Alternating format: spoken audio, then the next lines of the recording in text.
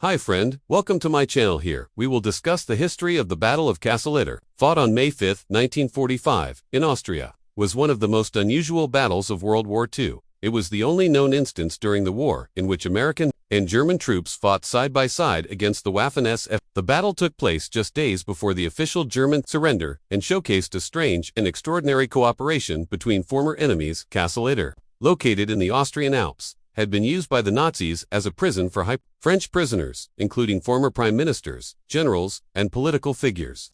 As Nazi Germany crumbled, chaos spread throughout the region. The SS became increasingly violent and unpredictable, and many high-ranking Nazis began to flee or lash out indiscriminately. In early May 1945, the prisoners at Castle Itter sensed the end was near and feared execution by the SS. One prisoner, Zvonimir Kukovic, a Yugoslav resistance fighter, managed to escape and contacted nearby American forces of the 23rd Tank Battalion, 12th Armored Division, under the command of Captain John C. Jack Lee, Jr.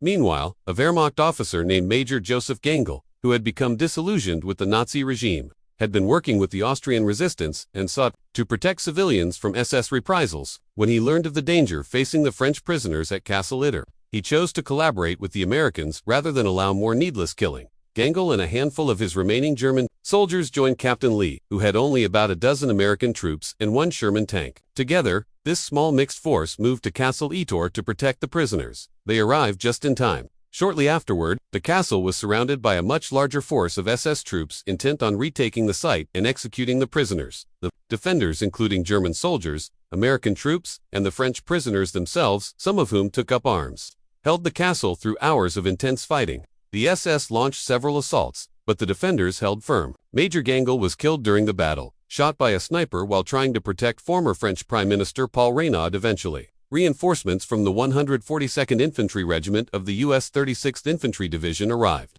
breaking the siege and routing the SS attackers. The battle ended in an Allied victory. The cooperation between American forces, German Wehrmacht soldiers, and French prisoners stood out as a bizarre but poignant footnote to the war, symbolizing a final stand against tyranny that transcended national lines.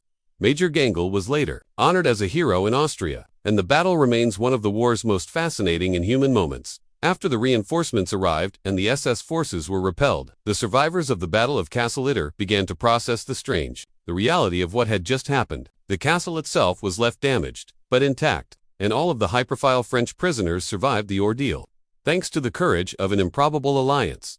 The French VIP prisoners included Paul Reynaud, former Prime Minister of France, another former Prime Minister Maxime Weygand, a senior military commander Jean Baratra, a famous tennis star and French Minister of Sports Maurice Gamelin, commander of French forces early in the war. Though most of them had been political rivals before the war and had clashed over strategy and policy during France's fall in 1940, they were forced to cooperate to survive during their captivity, and some of them even fought in the final battle. Jean Baratra, in particular, volunteered to leap over the castle wall and run through enemy lines to seek help, but reinforcements arrived before he had to. The heroism of Major Josef Gangl stood out most vividly.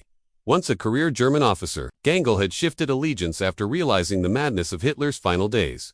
Rather than retreat or flee, he chose to defend the French prisoners and, by extension, a vision of Europe no longer ruled by brutality. His death was deeply mourned. He became a posthumous symbol of moral courage and is commemorated in the town of WWII, Austria, with a street named after him. As for Captain John Jack Lee, he was later awarded the Distinguished Service Cross for his role in the battle. He was a tank commander who, despite limited manpower and uncertain terrain, took bold action to protect civilians and hostages. His willingness to trust and work with the former enemy made the battle possible. The Battle of Castle Itter is often overshadowed in broader World War II history, occurring as it did just a few days before Germany's unconditional surrender on May 8, 1945. However, its legacy lives on because of its unique blend of heroism, humanity, and irony. Former enemies found common cause in fighting a fanatical threat, not for national pride, but for the protection of human lives and dignity. It serves as a reminder that, even in war, decency can emerge from the chaos, and that honor can be found on all sides when men choose principles over orders.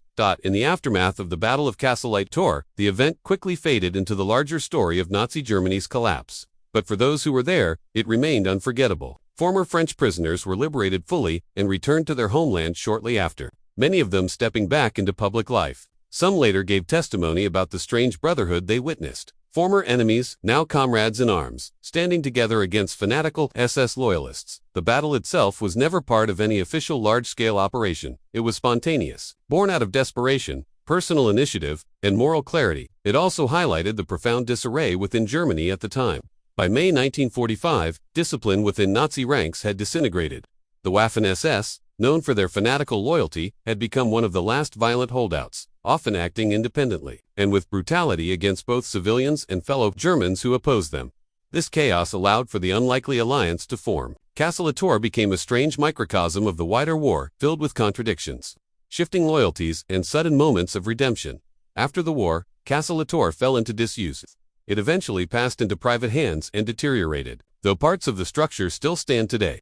In historical circles, the battle has received increased attention in recent years due to its cinematic qualities and unique historical implications. Several books and documentaries have recounted the story, with perhaps the most notable being Stephen Harding's The Last Battle, a thoroughly researched account based on interviews, military records, and first-hand testimony. The story continues to resonate because it defies the usual wartime narratives of black and white alliances. It reminds us that, at the very end of the deadliest conflict in human history, individuals from opposite sides, American tankers, disillusioned Wehrmacht soldiers, and elite French political prisoners, could unite for a single, shared, moral cause, stopping the murder of innocents. That moment, brief as it was, remains a powerful symbol of humanity in war, a flicker of cooperation